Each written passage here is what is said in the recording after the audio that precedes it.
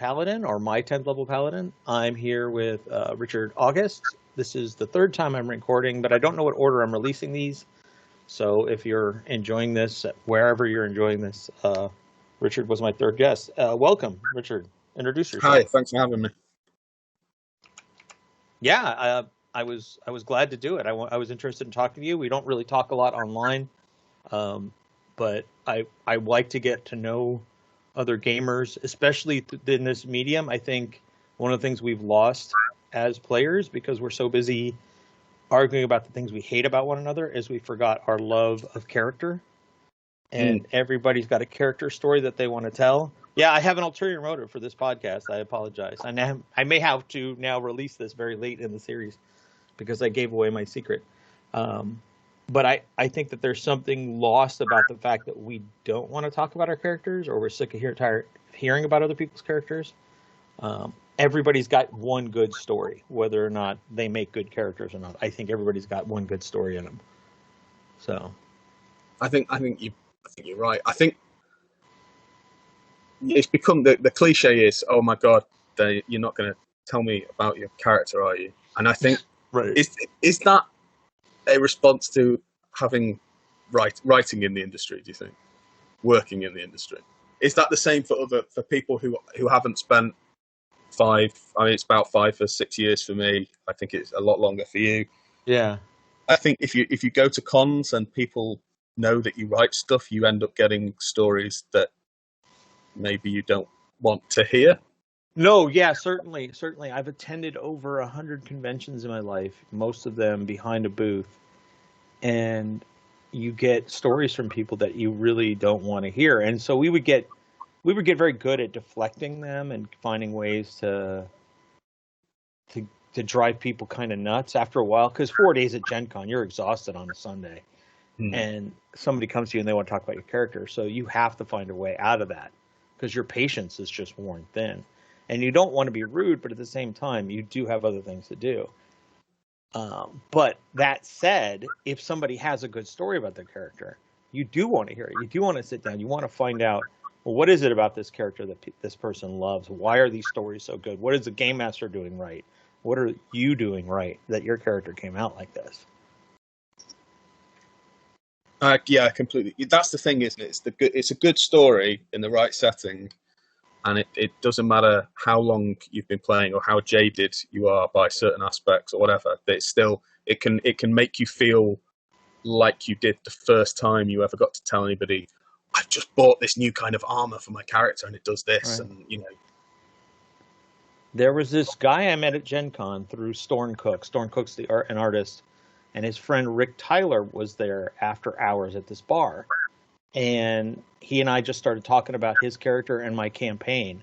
I think we talked for 2 or 3 hours, just the two of us. We ignored everybody else that was there. And we had one of the best conversations I've ever had at Gen Con. I still remember it to this day. It was 20 years ago. And I still remember it to this day because we really explored and talked about these great stories that were going on. I don't think you get that all the time. And so hopefully this podcast is going to allow some level of that exploration, even if the show's a little truncated. So why don't you tell me about your favorite character? So I've chosen one because they're my favorite character at the moment, and they're called Ayrton Fellows, and they are a CIA operative in a campaign I've been playing for about 8 weeks, kind of largely based on Impossible Landscapes, the new Yellow King adjacent Delta Green campaign that's being run by my friend Paul Baldowski, who also wrote the D-Sanction and the Cthulhu Hack and a couple of other things. So nice. We've known each other for a few years. We've played in a few games, and this is the first extended campaign we've ever played.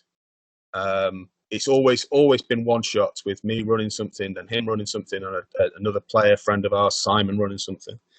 And we've never done an extended campaign. So to get to do one and to build out a character in this way with these players who I know very well has been really interesting. And what's interesting about Ayrton Fellows is that he's just not a very nice person. Not in like a high level villain way, Right. not in a really cruel or takes pleasure in he's not sadist or anything like that. He's just an asshole. Right. Right. And I've never played a character who just fell into this assholeness.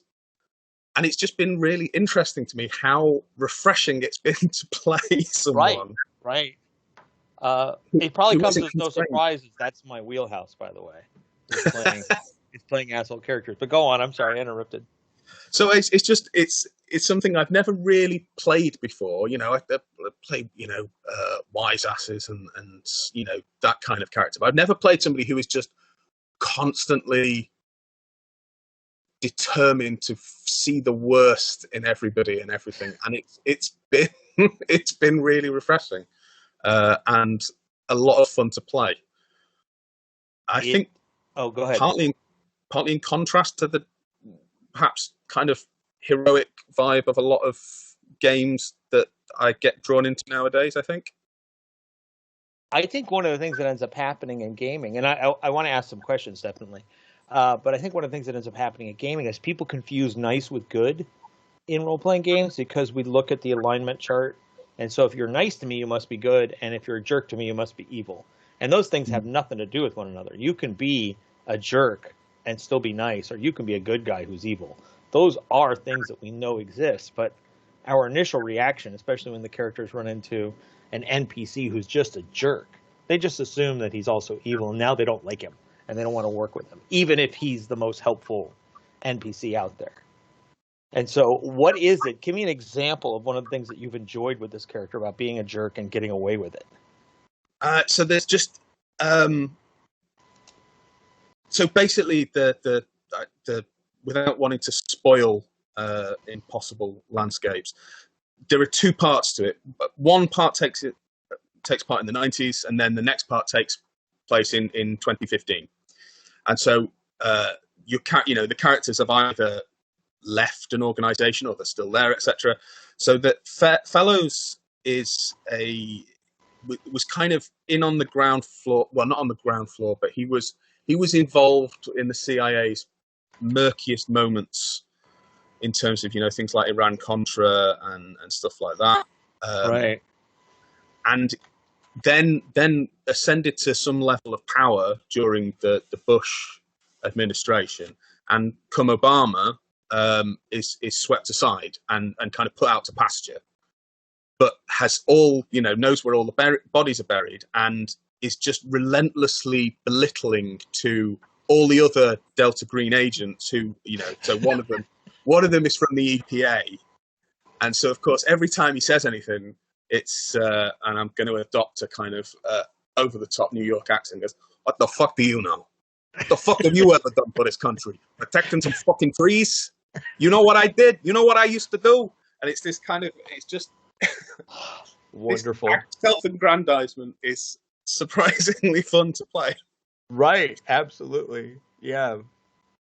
Being full of yourself. I mean, there's a little bit of narcissism going on there, right? Both with you and with the character. This sort of self-fulfillment of being bigger than you are and believing you're vital. And there's that spotlight. Once it's on the character, it's hard to let it go. That's one of the great things about role playing, I think, is the ability to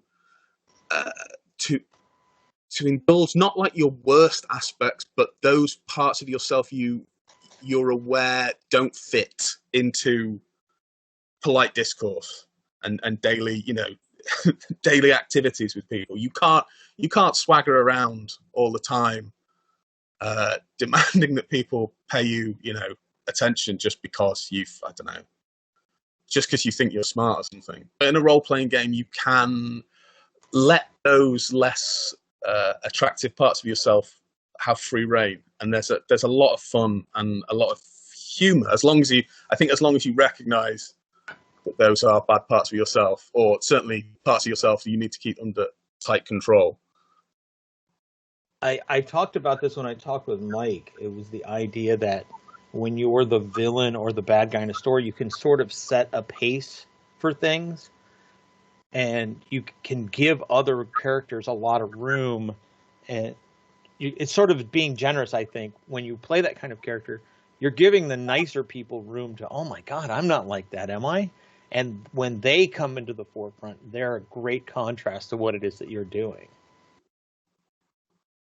I don't know if you're finding that with this character, but go ahead. Yeah, so definitely he is the outlier, and it allows the character he is most antagonistic towards, Burroughs, gets to be the smart analytical one, right, and gets to be the one who notices things and asks legitimate questions, because somebody has to be kind of being professional around this kind of ball of phlegm and bile that is Ayrton Fellows.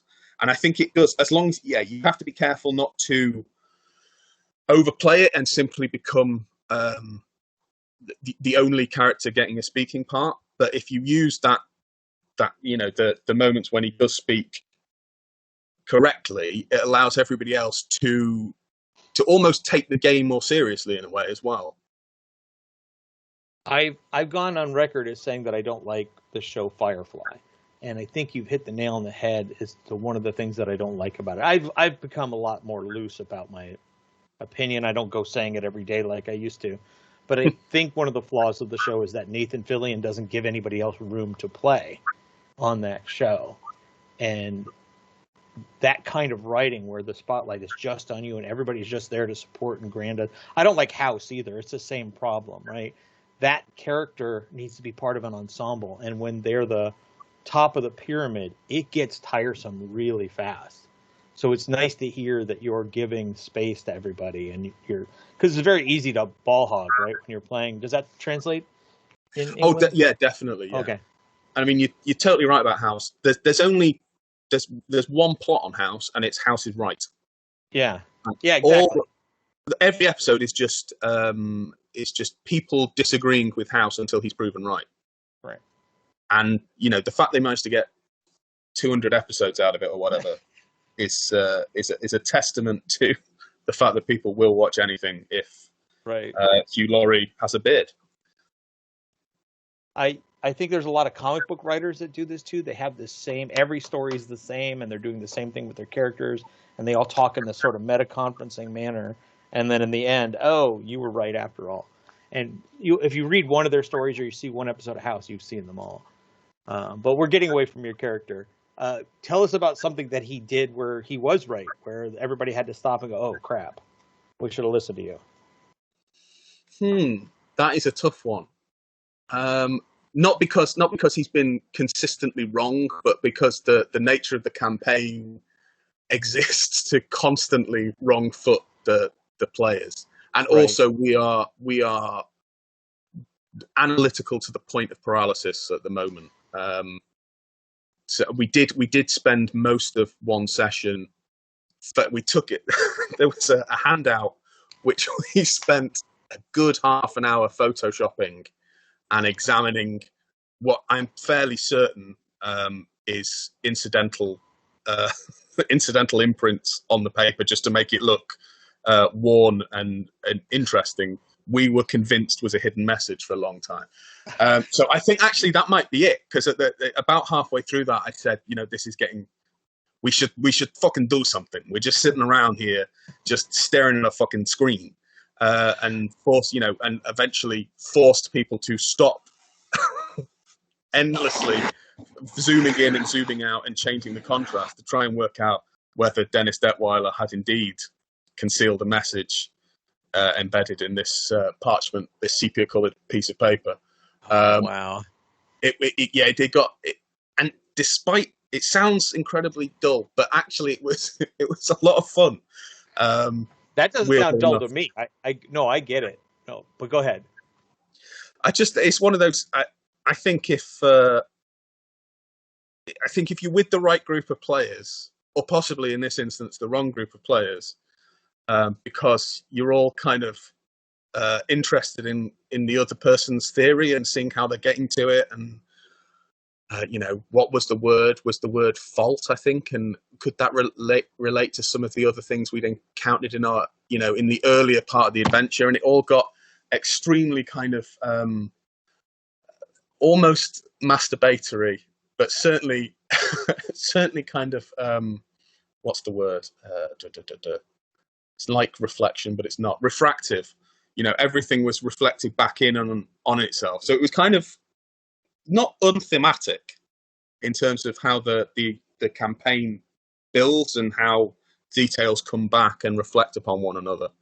But it was also, it turned out that, that was a tiny, tiny detail. And Paul, the game master, had planned an entire session, an extra, kind of hour and a half of material, which we didn't get to because we got obsessed with that particular thing. Right. But I think that those are good for me. Those are good episodes, right? Because you, as a game master, at least for me personally, I love nothing more than watching the players think and discuss what the next course of action is. I'm running a Warlock right now for a couple of people, and they're embroiled in a murder mystery, and they must have spent the last 2 hours of the session just examining the 3 clues that they have right now and how they relate and coming up with theories. And for me, that's enjoyable as a game master. I already know what the murder is, but listening to all their different ideas, I sometimes think, oh, I really wish I'd thought of that. That would have been a better murder than what I've got going. They're better writers than I am. I mean, I do. So if ever I'm running and I am doing a mystery, if they come up with a better solution, I will roll with that. I always have one because I think, if you run a mystery with no idea of where it's going to end, you can just disappear into kind of oblique fantasies and references which don't quite work. But if they come up with a better solution, I will roll with it. And that is, I always find, I think that's one of the appeals of the kind of, red in tooth and claw episodes of, I don't know, Critical Role or whatever the current flavor of the week actual play is that you do see that the progress and articulation of thought and ideas in real time. Yeah. That is one of the most attractive elements of role playing, I think. Absolutely. The off the cuff improv, you don't know where this is going. I love it. But I do that. I don't want to do that with murders personally because I don't want to cheat them.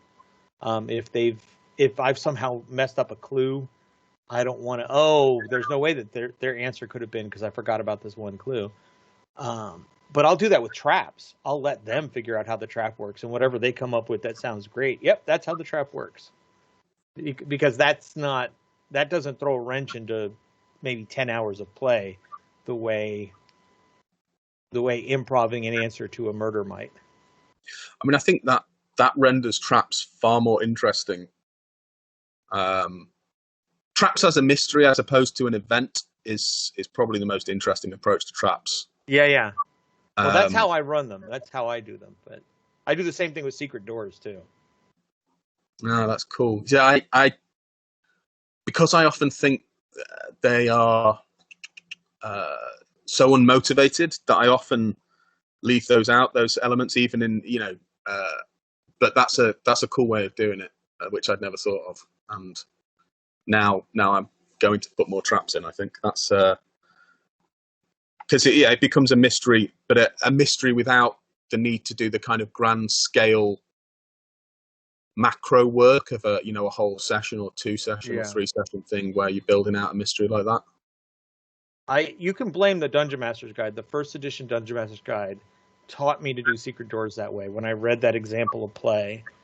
And I don't know if you read my Hellhound Caves series that's on Drive-Thru, but every single secret door in there, I've got hopefully a unique way of opening each one. And I'm doing the same thing with other mega dungeons that I'm working on. Is I want each of these traps or each of these secret doors to feel like its own thing. Will you be? This is purely as an interested player. This isn't like. Will you be releasing the mega dungeon you're doing with Alyssa Baden as a whole book, or will it always be in individual segments? It'll probably always be in individual segments. Until we have a definite stopping point. Right. Because right now, I don't know what the plan is for how long it's going to go. Or the third one I made really didn't sell, which was disheartening. and so that Mm. makes I haven't been motivated to work on number 4 yet. I have the map, but I just haven't finished it. And if they're not going to sell, then I'm just making them for Alyssa, and I need to spend less time because I spent a week on number 3, really ratcheting down some of those skywalks and everything else that are inside the dungeon. She went to town on that map for the 3rd one. It sucks when people don't buy. I mean, I can't say I've bought it myself yet. I will do Yeah, at some point. and I'm not expecting everybody that's on my friends list to go buy everything that I make. That would be impossible. But I just can't justify the time. I have so many other things to finish. Yeah, and yeah. As fun as they are to write, if I'm going to spend a week on one, I even spent money on art for that one. I just can't justify the work. So, but we're talking about me now instead of you, and I want to know more about your character. So how far into the campaign are you guys with this? So we are a little, from what I understand, a little over halfway. So we had basically this is we are at the beginning of the second half. So we had we've been through the 90 section where we encountered a series of increasingly bizarre and strange events surrounding the disappearance of a missing woman. I don't want to say anything without spoiling it. So spoilers for anybody who's playing it, but there is no immediate resolution to that. We don't find anything. We know it's some fucked up stuff. It's clearly, the mythos and hyperspatial magic and all sorts is involved, but we don't find any clear resolution. So it's the call back for one last case kind of thing. Certainly, Fellows is now pretty much stuck on desk duty, and seeing out his last years before he gets his pension. Most of the other characters are in a similar place. So this is whether we're being called back in by Delta Green or whether we are being called back in by something we inadvertently did. We're not sure yet. We've been invited to a mysterious birthday party for somebody we don't know. And we are that the invitation for that was what drove us into a state of analysis paralysis. It was the invitation is what was in Photoshop, and you were examining every. So there was an invitation, and then this invitation can be peeled off to reveal, again, spoilers, everybody, to reveal a strange handwritten note, which turns out isn't handwritten. It's just incredibly high quality printing, so it looks virtually handwritten. And this message makes very little sense, but it turns out that it's related somehow to the barest minimum you'd need for a sample of handwriting analysis. I can't remember the exact term for it. Right. So that second sheet is what we spent a good hour playing and toying with, because there's the impression of other texts behind it, as though it was a palimpsest or something. And I don't think there is. I think we just got obsessed in a thoroughly Cthulhu H.P. Lovecraft-esque way, really. That's interesting. I don't know if you've done any LARPing ever, but Mike and I talked about this in another episode about the power of handheld props in a game, and especially something like Cthulhu. Is that something you guys like to delve into? We are a big fan of handouts. So a good friend of mine, Lin Yin, who in fact I think won best Cthulhu role player at UK Games Expo a few years ago. She has some amazing props she got made for it, including this little, almost like a deep one fetus in a little jar that's then in a box, and it's just incredible. And I think I do think so. One of the things that always struck me with Cthulhu, because I read it when I was young enough to still be uncertain, that specific story, The Call of Cthulhu. And I read it printed off the internet on crappy low quality paper with the ink still smudging. And I was sufficiently, I think I was like 13. And while I was sort of 95% sure it wasn't real, there was the 5% of, because Lovecraft approached those stories like they were a hoax, and maybe, just maybe, this had something to do with it. And then you've got all the Simon Necronomicon stuff and all that, which at the kind of that age I wasn't certain whether the Necronomicon was real or not. And you're reading this text, and I can still just about summon that feeling when I'm playing a Cthulhu game. So handouts take me back.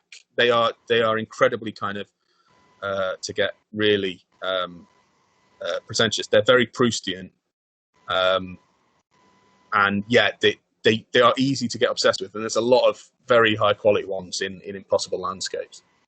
Yeah. I'm a big fan of them myself, so that's why I asked. I got turned on to the idea when I was in college, gaming with some friends, and I would run Cyberpunk, and I would make little newspapers. What were they called? The crime sheets or the heat sheets or hot sheets or something. I don't even remember now, but I would make those for each session of Cyberpunk. And I think there's something about these living worlds. If you're making a living world for a campaign, of having information about the world outside somehow handed out to the players as to not distract the play, but still immerse them in a living world outside of their own actions. I think it's hugely evocative. But I mean, there's, I think the kind of the flight from the meta plot in the end of the 90s, etc., has somewhat put paid to those, even with campaign settings like Eberron. And Eberron has its own in-world newspapers and stuff, and the books often present information in that way, but you don't see the use of them in a way I think it would be quite easy to do and quite interesting to do. Explain that last point. So, I mean, with things like Living Adventures, the Living Adventure world with D&D and stuff like that, given how much Keith Baker's writing for Eberron and putting it out on DM's Guild, I'm surprised there hasn't been a kind of a movement towards something like that with a couple of D&D settings. Forgotten Realms, I'm sure, has enough fans to make that a viable seller on DM's Guild or something.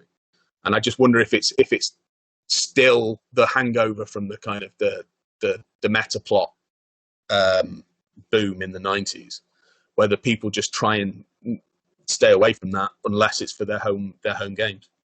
Yeah, well, it's very easy for that stuff to become obsolete with just a minor tweak or event in your campaign.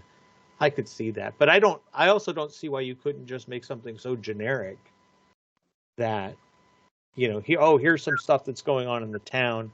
I like to do rumors. I like to do rumors in a very different way than people normally do them in books. When they hear a rumor, it's always specifically to that adventure, as opposed to just the feelings and attitudes of the local populace.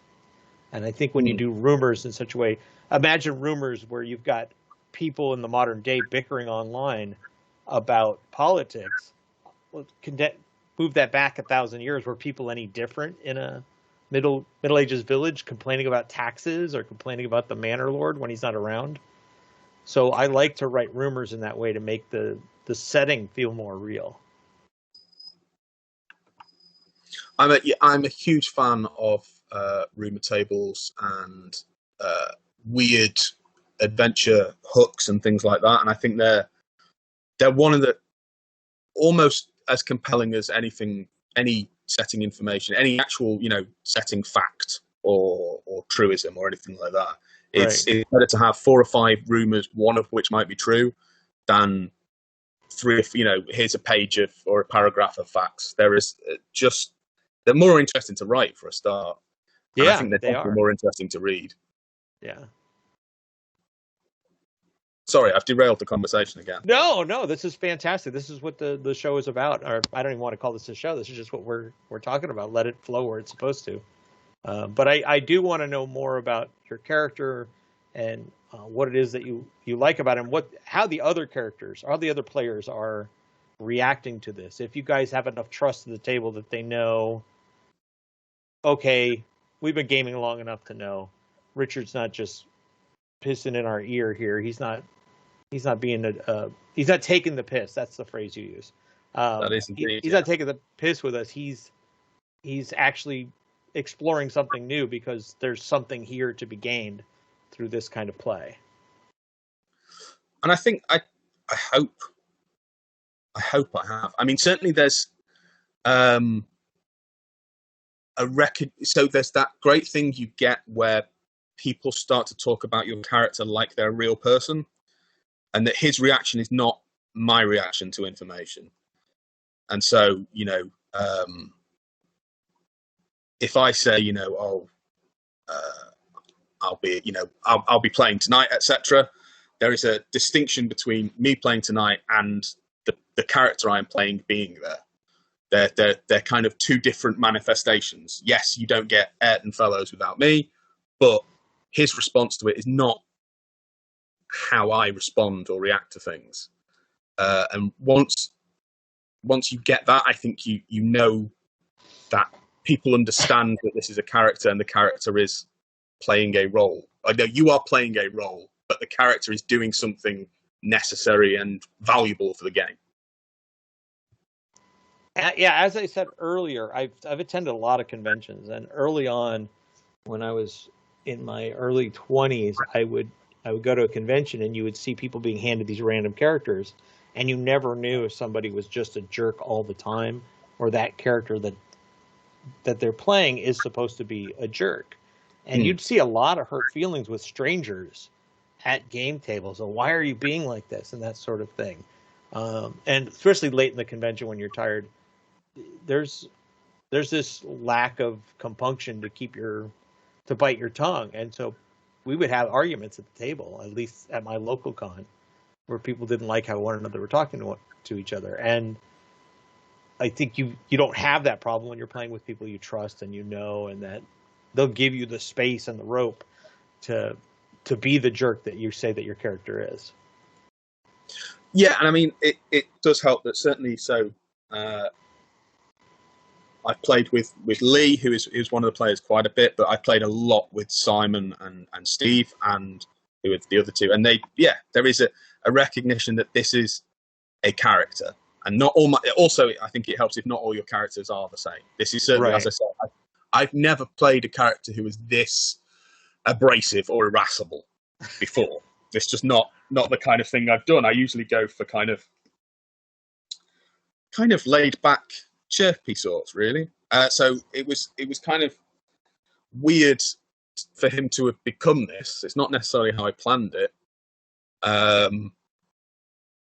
And it's weird that people quickly establish their relationship with those characters. I think in some ways, like I say, it helps the group discover who they are in relation to each other if there is a character who you are able to very quickly work out how they're going to respond to things. Because I think it gives everybody a baseline. And that can be useful, I think, if used properly, to help other people find their character role and, what are they going to do in X situation? Because well, Fellows is going to be a dick about it. So somebody needs to somebody needs to apologize for him, or somebody needs to keep him out of the way. And as long as you don't use that as an excuse to make every situation about you, it allows people, it helps, I think, the group discover a dynamic and a flow and a way of operating, which in role playing, especially in kind of role playing where you've all got defined roles, where it's sort of like in D&D with the party where everybody has different skills, or in a Delta Green game where everybody's from a different agency with different specialities, that can really help streamline and streamline play and get you to good places quicker. I think we're about to go on a little bit of a tangent here, but I think this is important discussion about the difference between gaming when I was a kid versus gaming now. I think gaming has changed so much in 50 years because our culture, the cultural zeitgeist has moved. Gaming used to be where you were role based. I'm this kind of character on the team, and this is what I do. This is my role. And as the world has changed, the Western world has changed, we've become less role oriented and more goal oriented. And now characters have very selfish goals, where it used to be that you were making a character, let's say for D&D, you just want glory and gold, and that's it. Now, before you can sit down and have your first session, you got to know who you are, what your motivation is, how you're connected to everybody. And unless you're playing, say, something like this, where you have a structured and focused plot, and you know why everybody's being pulled together, and I assume in your game that's how it works, you have this need to know, okay, well, how exactly are we? How do we know each other? What is it that we're doing together? And these questions, I think, and maybe they're different in England than it is in the United States. I haven't played over there. I played once in Finland with some people, and they play very different than we do in the United States. And so I often wonder what it is that you're doing now with your character creation and your character setups that you weren't doing, say, 20, 30 years ago. That is a very interesting question. I don't have a to-hand answer at all. So anything I'm going to say is going to be likely even more wandering and unfocused than it has been already. So I think the advent of actual play is meaning that the disparity between British and American role playing is probably diminishing, but I do think there is a discrepancy. I think British role playing, and you can see this in the role playing games which are still kind of venerated as the keystones of British role playing, which is Warhammer Fantasy role play in particular. Right. There is a willingness to be shit, and not just as a person, not just to be an awkward, obstreperous person, but also to be bad at something, and that in itself can be a role. Yeah. We just ran into this on Friday, by the way. But finish your thought, and I'll tell my story. And I do think that's something which, in my admittedly limited experience with American role playing and role players, there is a greater expectation of competence and of being good, or of even being heroic, which certainly has never been part of British role playing, simply because it's not to nearly the same extent part of British culture. You cannot be the white knight in British role playing because everybody will assume you're taking the piss. If you are a lawful good paladin, you will be the butt of every single joke from every single one of your other players. They will all assume you're either secretly evil or you're an idiot or something, and irony is so deeply entrenched in the British psyche that heroism. That's why one of the reasons why I find, for instance, I've mentioned Critical Role a lot, but I think it's because they have, certainly with newer players, they are such a key part in how people perceive and conceptualize their characters now that you can't get around them. They block the light. But one of the reasons I cannot watch them is because there's almost no sense of irony in any of their players, any of their characters rather. They're all like really, really sincere about what they're doing, and I think you see that less in British actual plays. But even so, it's still all too sincere, and everybody at my table, they tend to be less competent, right? And that, I think, is a key element of of character construction for British players. I think some British players go out of their way to make crap characters. I think, when you roll the 3d6 standard array or whatever, people in Britain are quite happy if they roll a couple of 9s, because it means they are going to get a laugh at the table. And I think that's a less understood part of British gaming, that actually it's better to be a bit crap and everybody to know it and giggle about it together than to be really, really good and fail. That's very interesting, because I knew about we're playing Warlock right now, which I absolutely love, and I love the old British style of their approach to OSR, but it never occurred to me that there was a certain level of irony to the fact that you're shit. I just assumed that being shit was part of this gritty gutter punk experience of British roleplay, and so I hadn't considered that it was just tongue in cheek, so to speak. Well, Warhammer Fantasy Roleplay, of course, is filled with. One of the worst things that Games Workshop has done, to my mind, is remove all the sense of humour from so many of the games. Right.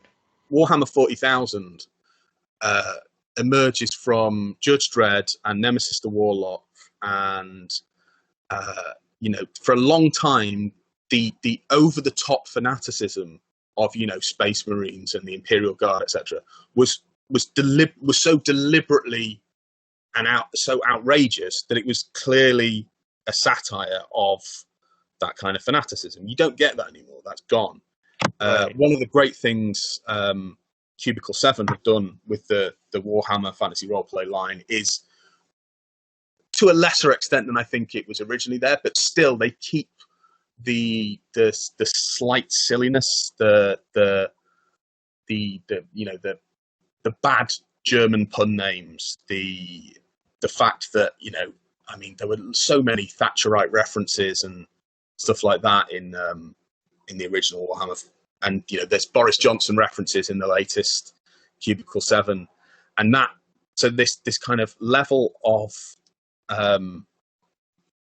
piss taking is found, I think, in British gaming all the way down.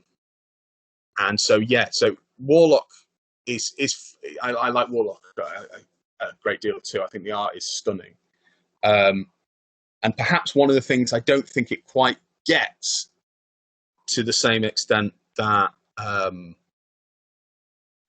maybe if you sat around playing maybe something like Bastionland by Chris McDowell, because Chris McDowell is a mate. He lives not too far from me, so the sense of humour, the sense of kind of gently mocking futility you get in Bastionland, I think that might be the authentic spirit of British gaming. And I think if you play with a certain generation of British gamer, that is how we, because I'll put myself in there, that's how we approach character generation. That these are, in that kind of way, some people approach Cthulhu character generation. These people are going to die horribly. Well, you might not die horribly, but you're definitely going to look a tit. And that's, I think, a major aspect of British gaming and how British people approach building a character. I really want to keep talking about it. I just want to point out that we're going kind of long, but we're going to keep talking because this is fascinating. And I have a theory here. And I think it has to do with how Americans and British view myth. I think we're kind of suckers for our own mythology, how we like to trump up the presidents and write these fairy tales about who they were and their recent memory. So Americans get obsessed with the White Knight. They want to be that Sam Houston character from the Alamo, or they want to be Paul Bunyan. Maybe not specifically those people, but they're ingrained in who we are. And you actually have in England so much horrible history and so much great myth at the same time. For instance, Arthur, that maybe that's feeding this sort of ironic approach. I'm just, like I said, I'm just theorizing here, but you can tell me I'm wrong. No, I think there is a great deal of that. I think talking in grand generalities, sort of the youthfulness of modern American culture in some way is definitely a part of that. And like you say, the kind of lack of documented history, because while obviously the American continent has an incredibly rich history, not all of it's written down, and then European history is just its own remarkable documentation of people being horrible to each other, then pretending to be nice to each other, and then being horrible again. Right. And so I don't think you can look at, say, the history of the 100 Years' War from a modern perspective and not see in it something funny, or the wars of religion, say, and not see, that these people were out there conducting, endless battles and mustering mercenary armies, essentially over a few lines difference in the Lord's Prayer. Now, obviously, that's a simplification, and I'm sure there are, there's probably academics out there who would willingly throttle me for saying something that reductive. But it essentially boils down to these kind of enormous, earth-shaking European events over such picayune matters. And I just don't think you can. I don't think you can know anything about European history or the world or myth and legend, because I mean, even like, so yeah, you mentioned Arthur, and Arthur has a kind of mythopoetic structure, but one of the most famous legends is Robin Hood. Right. And right. Robin Hood takes place almost exclusively in Nottingham. It takes place over about, 30 square miles. And so you get this dislocation between these, supposedly grand heroic acts and the reality is it was a little man in a forest in Nottingham being annoyed with the sheriff about taxes. Right. So the disparity, the gulf between those two things, I think, is quite funny. And I think, for as much as Britain is still desperately rooted in its own ideas about itself as this, once grand imperial power, the notion that this crappy little island filled with people, like me, who are, idiots really, did these, astounding things and was this awful empire who did these dreadful things. Again, the dislocation between what Britain thought of itself as an imperial power and the reality, and all these, the constant clash of these things, which I think Britain is perhaps uniquely unable to avoid because of its island nature, because of our insularity, means that you can't ever get away from the fact. There is no glorious western frontier in Britain. There's no way you can escape to. You are always trapped with yourself and your family and your past because it's an island. Do you? I was actually going to ask a question. It was going to get so far afield for where we were talking about. Never mind. But I'll ask you once we're done here, what you think of xenophobia and all that in England. Do you think that to shift gears a little bit? Do you think that because of that, I'm going to go back to your original point when you were first talking about your character.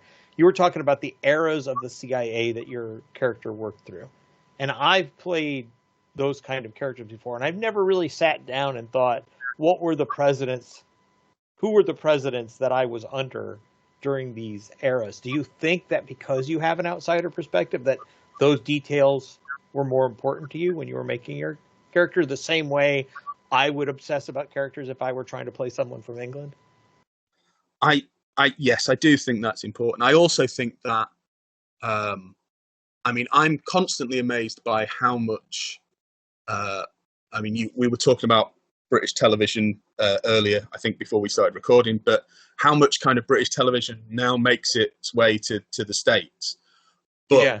I think if the reverse is, we have so much American culture here, and a lot of your American politics is major news over here. So partly because obviously America is the the current reigning world heavyweight champion, Right. and also partly because of the increasingly unspecial special relationship. But we are connected to America over here so closely. Like I followed the American election with the avidity I followed the British general election. And I think even for the most committed Anglophile in the States, that probably wasn't the case. But it's just something I think a lot of people in Britain do now. So yeah, building. I do think it allowed me to see Fellows in a different way, and allowed me to plot his downfall, if you like. Right. When I was told, okay, so it's going to be 2015, I was like, okay, so he'd have had his time under Cheney, where his particular brand of kind of amorality and irascibility would have been seen as the gold standard of a CIA operative, and Right. then come the Obama administration, he would have been an absolute embarrassment. That is fantastic. That I think right there, what you just said, that's a great point to end on. Is I think that there's a lesson there in when you're building your characters to look for the potential and the flaws, and identifying exactly what would have made them. That is fascinating. I think that's the best thing you said about the character right there. No, thanks. Okay, we'll cut right there. I'm going to hit stop. I like to end on a weird note.